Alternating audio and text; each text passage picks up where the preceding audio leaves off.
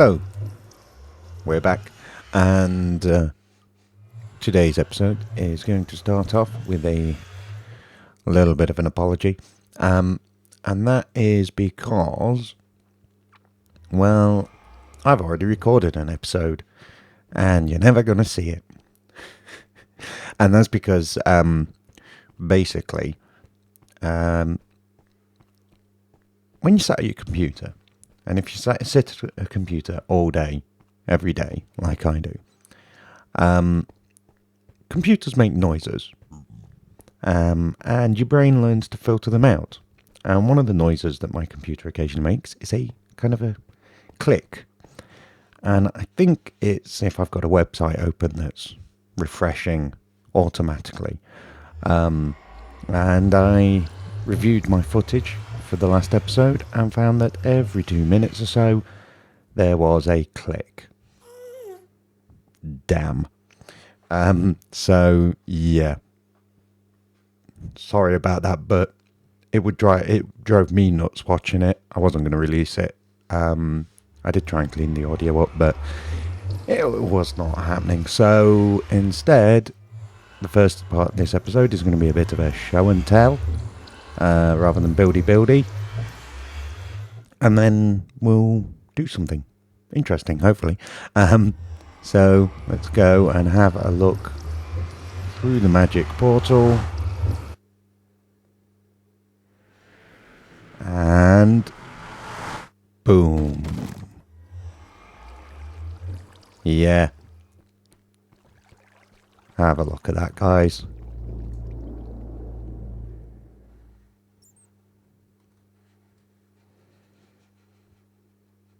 Especially proud of that. Yes, so it's done.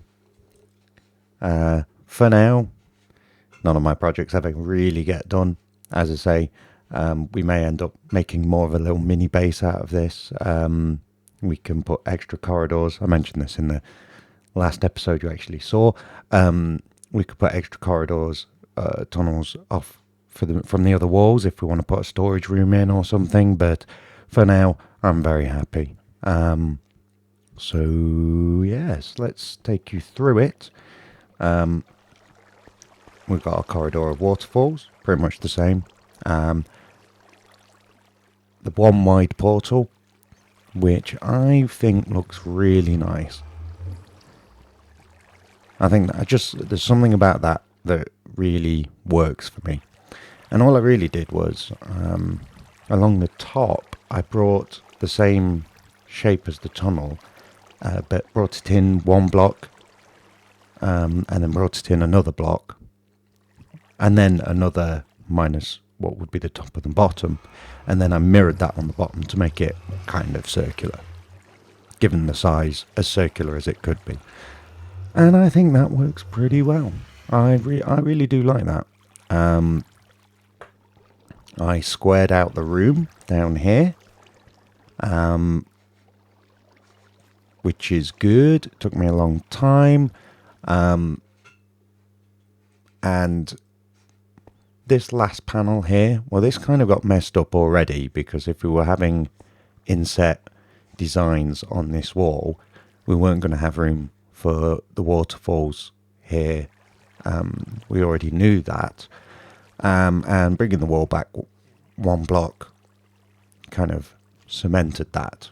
So I put an extra pillar on the end and put this little pattern of chiseled and pillar blocks. The pillar blocks it's the same block as that, but on its side. Yeah, it's okay. And then the designs. I tried a number of things. Various tricks with water. And in the end I settled for this. It's a bit simpler. The use of end stone ties it in with the purpose of the room, the texture of the portal. As you can see, I've also floored it in end stone. Now, the flooring decision was partly budgetary because it takes so long to get enough quartz to do anything useful with it in terms of building that I needed an alternative. at that point. So we've got the endstone in the devices, designs, whatever you want to call them. Eyes, maybe.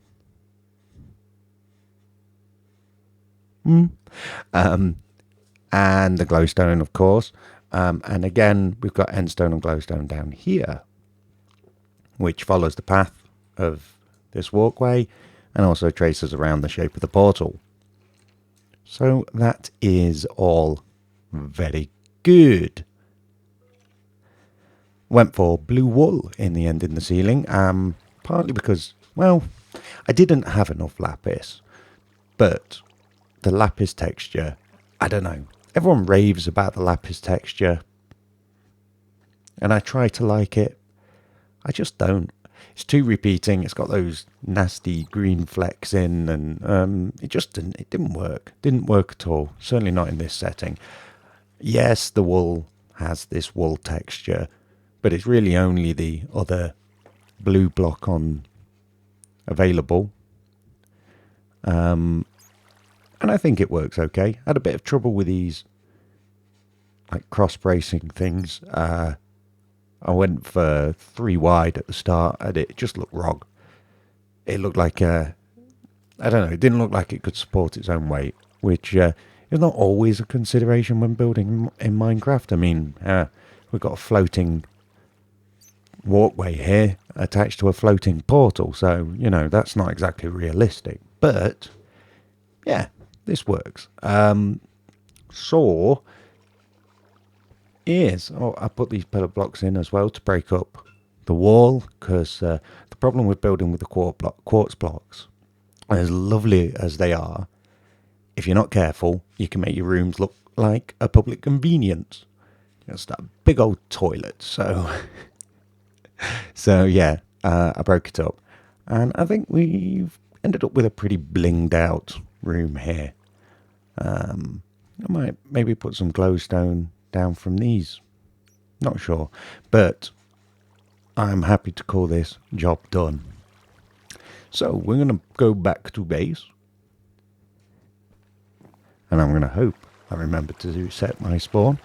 And yes, here we go. Bingo. Check the game sounds. Let's put them down a bit. Right. Okay. Let's see. Yeah, I know what we're going to do today. We are going to replenish our ender pearls. We're going to start on an enchanting setup. And that's a setup for doing our enchants, not simply just an enchanting setup. Yeah, that wasn't a very good play on words. And I think, because we're kind of running out of room up here, I think we're going to do it over there. And I cleared a bit of space, as you can see. And we'll be removing this fence and we'll expand the area that's fenced off. But we're going to do it over there. Okay, so what are we going to need? We're going to need a bit more of that.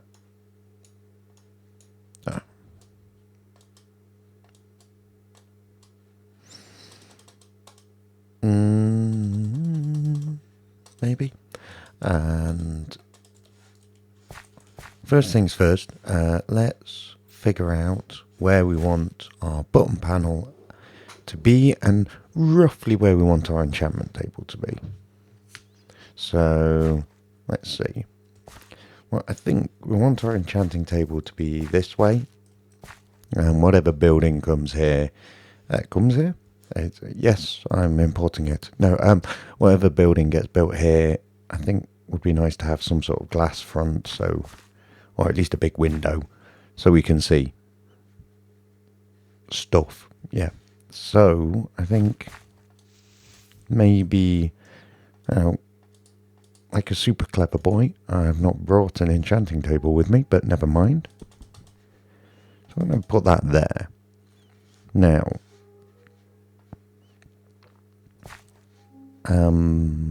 let's see.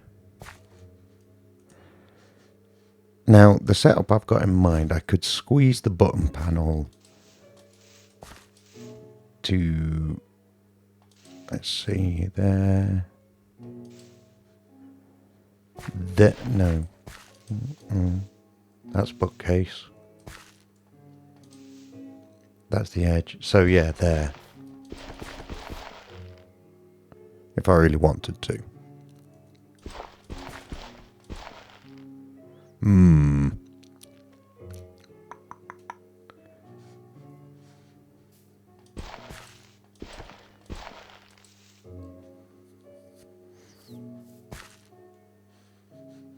Yeah, I think because we want some space in front of the button panel.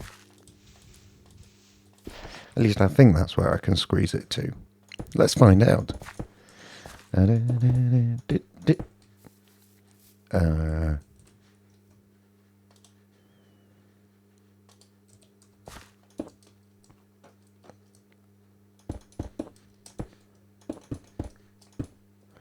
Cool.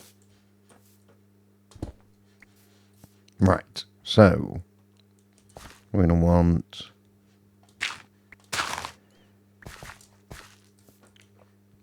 we use cobble for the wiring.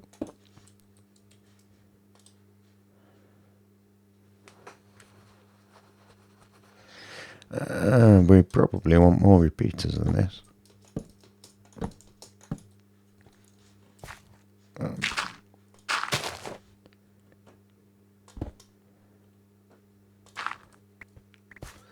Put that there, and that there, and some redstone. Okay. Let's give us some room to work with.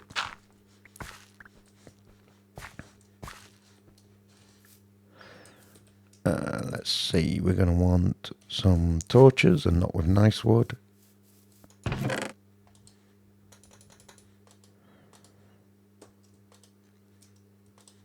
In fact, with that wood.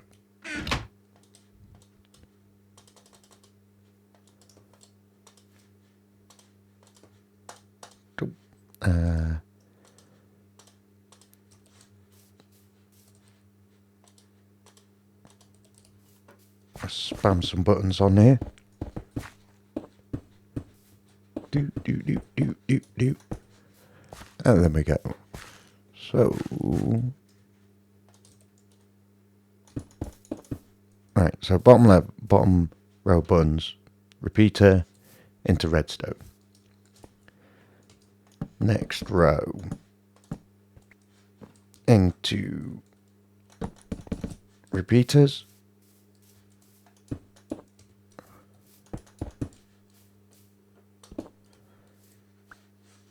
And then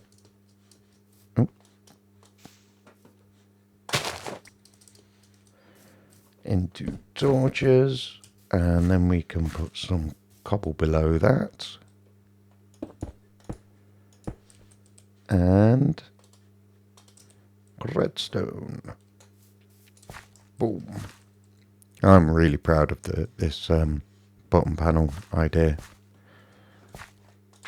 It's probably been done already, but I like it. Didn't really need to do that then. Do it in a bit. Let's see. So next row of torches, buttons go into torches. Into there. We'll need more torches.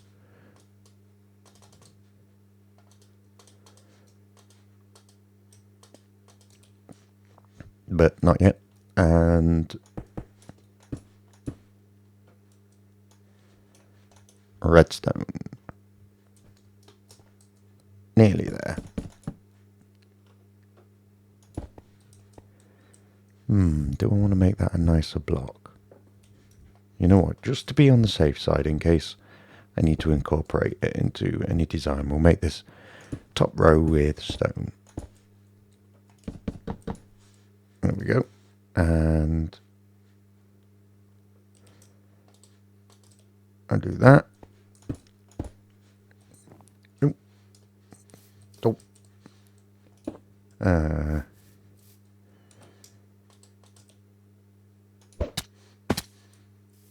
Fail. Thank you. Okay, so all 4 rows of buttons will now activate some redstone. We just need to link these together in like a snake fashion. But here's the trick. We link them together in such a way as the signal strength here, say this is signal strength 15 because this torch has come on and it hits this at signal strength 15. So we want this to be signal strength 14, 13, 12, 11. Similarly, if this is 15, 14, 13, 12. So we're preserving the signal strength. That's the key. So we're going to need a bit more room here. And what am I doing? What am I doing?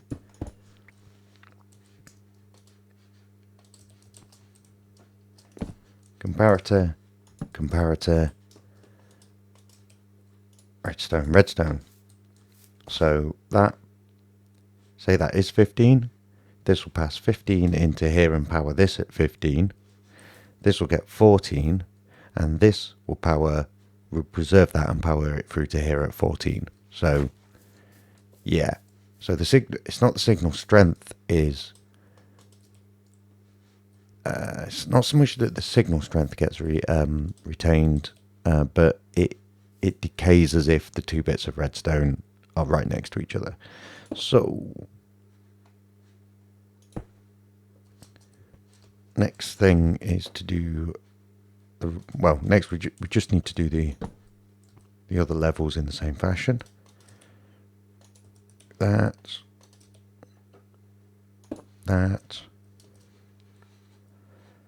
And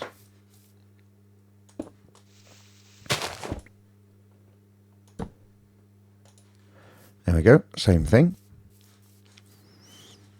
And I can't get up there. Here we go, right. Can we get the edge of that torch? Yes, we can.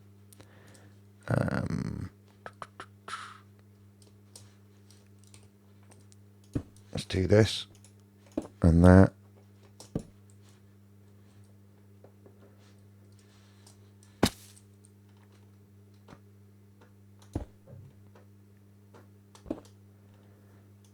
There we go.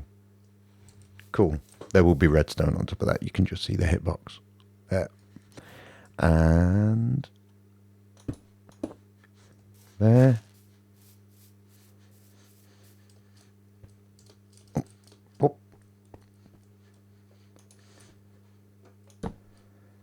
And there. So, yeah. So effectively we've got this now wired up, so it's as if these buttons are actually in one big long row with redstone attached to them. So that's good. Now here's the clever bit, or at least I think it's pretty clever.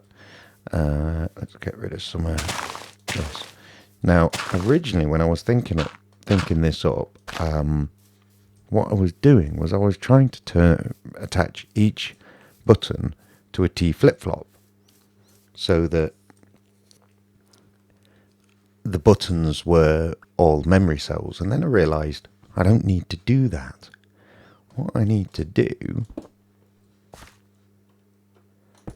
is use one memory cell that retains the signal strength that goes into it. So, and I will show you what's involved in that. I just clear some space out. Okay, here's what we do. We go 1, 2, 3 because we're going to need some delay for reasons I will explain later. Okay. And we'll dig, in fact we'll space this side as well.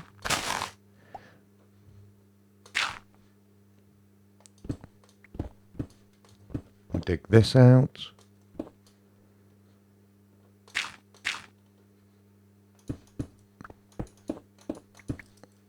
I'm going to do redstone, comparator, block, redstone, comparator, block. We'll put a block on top of that so the comparator can pass power down, and that should, if we say click that, that's max power, that will be power level 15. So if we just break this, and that would be 0, and that should be 1. So let's have a look and see if that's, yeah, there you go, very dim signal being stored in the memory cell. However, the memory cell doesn't have any way, we don't have any way of clearing the memory cell yet, so we're going to do that with sticky piston.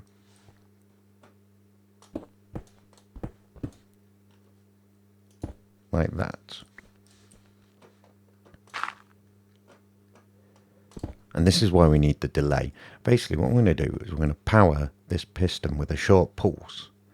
Well, no, we're going to power it, and then so it's on by default and holding this block, and then we're going to depower it with a short pulse, and we're going to take that pulse from this line. Let's see. It's got to come off somewhere off this redstone. And when I was testing, I got funny results if I tried to at the very weakest levels. So we'll take a signal out of there,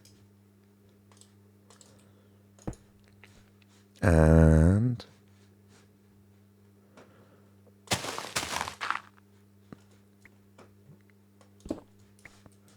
we'll fill this in.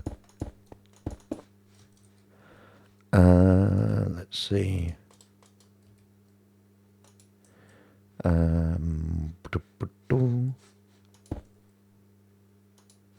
Yeah, we can do that. And we create a monostable circuit. Yeah, so I've not got enough repeaters.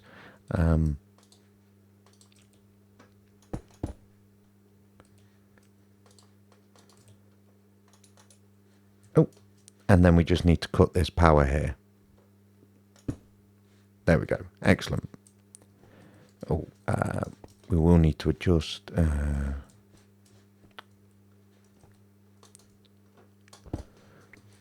think we're going to need that on the second setting. Right, okay. So now we can just run that along there. Excellent. So now what should happen is before this memory cell gets out of power, we should be able to, there we go. Right, so max power looks max to me, and minimum power looks minimum to me. Excellent. So it's a resettable signal preserving energy cell. Excellent, excellent. Right, so now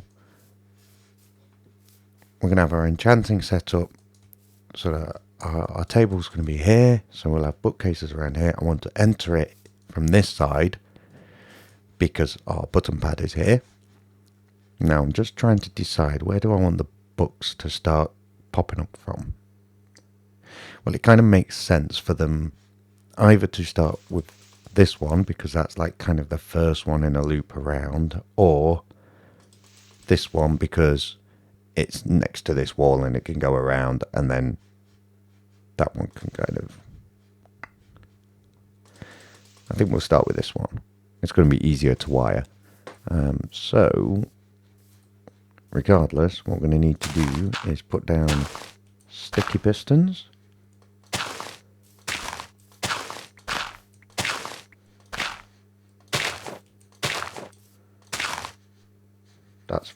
That's wrong. Boom. And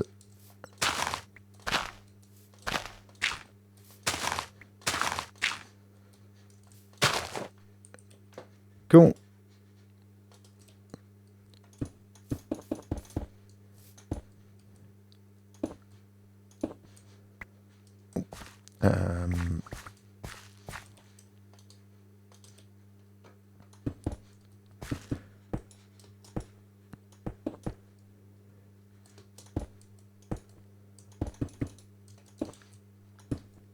There we go.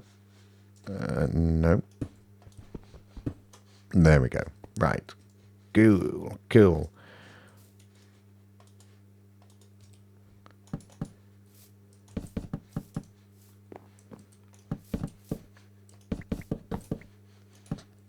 Right, now we're going to need space around this to run some wiring. And it's going to need to be too wide on all sides.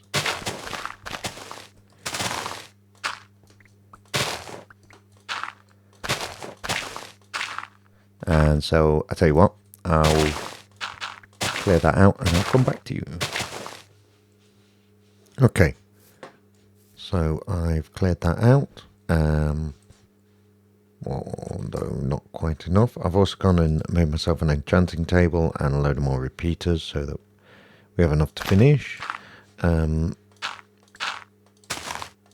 clear this out. Right, so what we want to do is deliver power to these repeaters.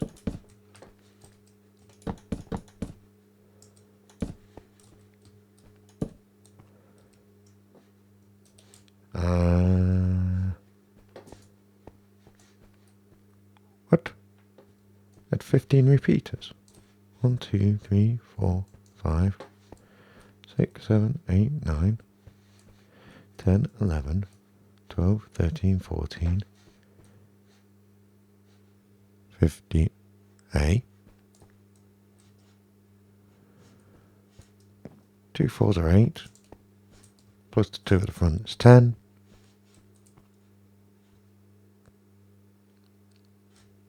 Plus those 2 are 13, so that's not right, is it? 2, 3, 4, 5. So 2 5s are 10. 13, 2, that's 15. I've put an extra repeater down somewhere.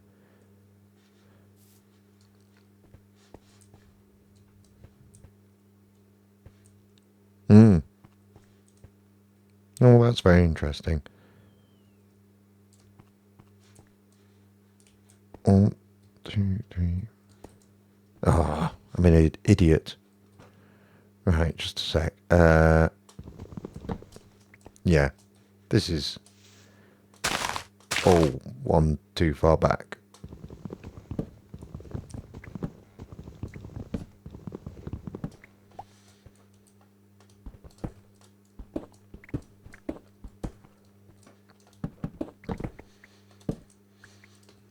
Wow, that pick is fast. Right, let's try this again.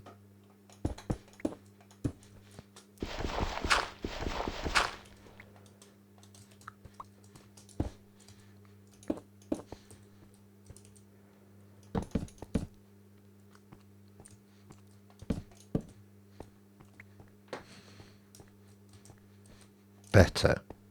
Right, so we need to deliver power to these repeaters. And same deal as with the bottom panel, we need to preserve the length of the redstone around the corners. Alright, let's see, we'll need to cut that. Yeah, better.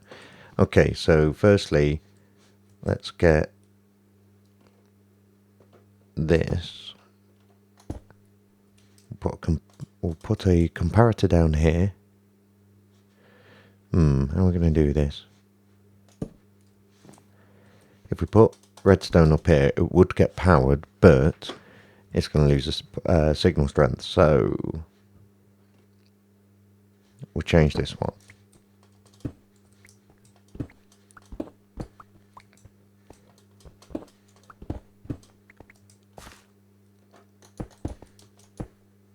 We will do that and that. And where did that? There we go. That. Excellent. Yeah, that'll work. Okay, and then comparator block comparator redstone. So arbitrary number, signal strength 10, 10 into the block, 10 through the comparator, 10 into the block, 10 through the comparator, 10 into there, 9. So it goes 10, 9, and that preserves signal strength.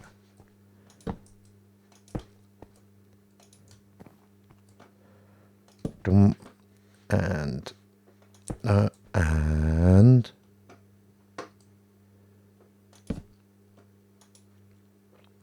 now here's where it'll get messy. Actually, I can't just put a comparator between these two because it will say this is strength 1, so we want this up but not this.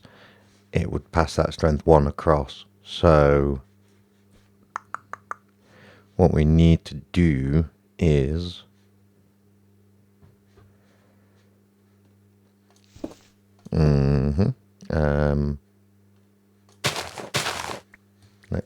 let's see.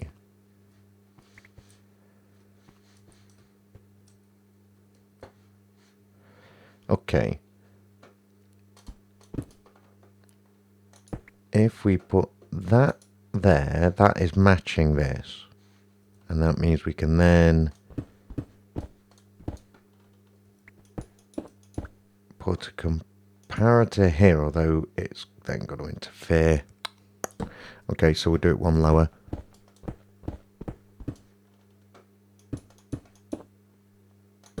Comparator down here. And let's see. Oh, you know what? Actually, having said that, if this is up, this is always going to be up. So we can fudge this.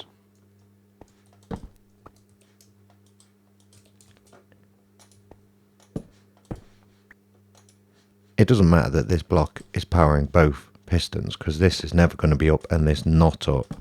So that is the simple solution to that. Save on a bit of resources. Okay. That looks good to me. I'll spam some torches down so we don't get spiders in here. I don't need to spam them quite that hard. Right, so no chests. Oh, chests, bookshelves.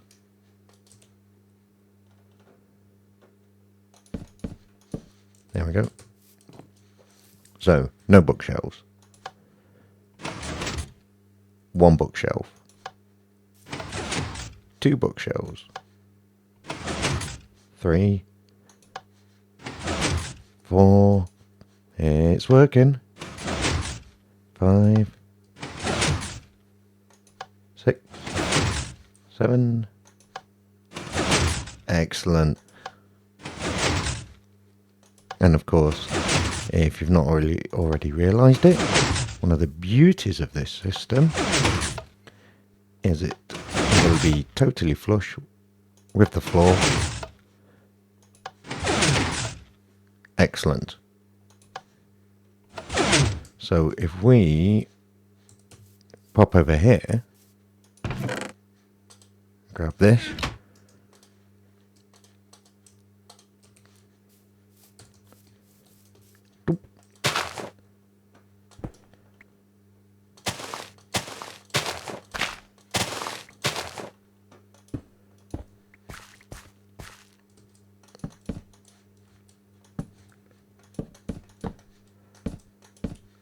wish I'd brought some glowstone with me. Never mind, we'll bung the torch down for now. Because they're transparent, light goes through them. And beautiful, apart from the fact that I made it wider on one side than the other. That is wonderful.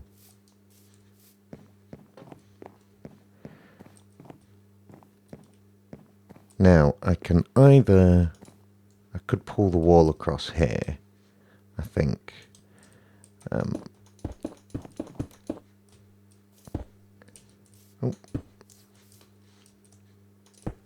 Like that.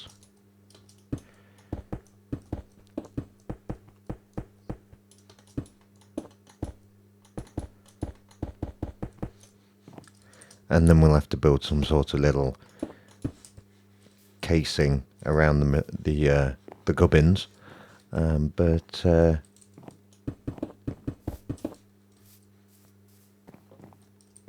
Yeah, and make this, make it square, which should mean gaps. Yeah, okay, cool.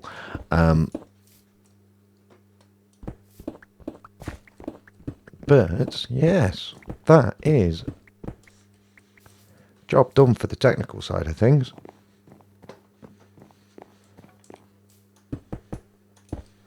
We need to hide this, but perhaps we can just hide it with the ceiling. Yeah, because it's 4 blocks high. It's quite a good ceiling height.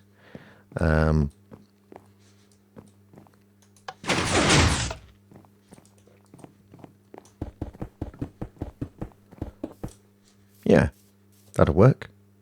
What do you think? Not quite sure what we'll build around this. We're gonna need, we're gonna need a machine room. I might replace these cobble blocks with stone bricks so I can. Well, no, actually, because there's redstone up there, I can't hide that. I'm gonna need a wall along here.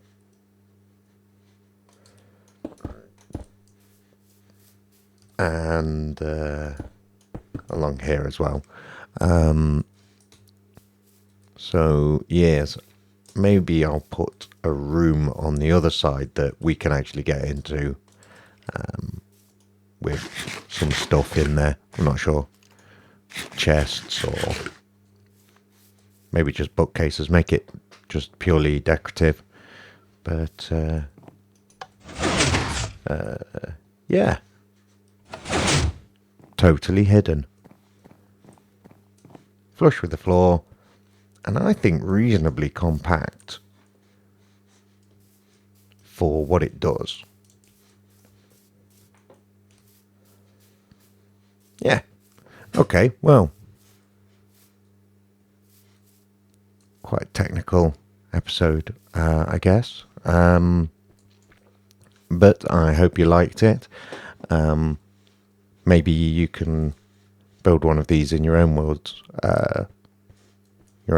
or on your server, or what have you. Considering I've pretty much just given you step-by-step instructions on how to build it. But yeah.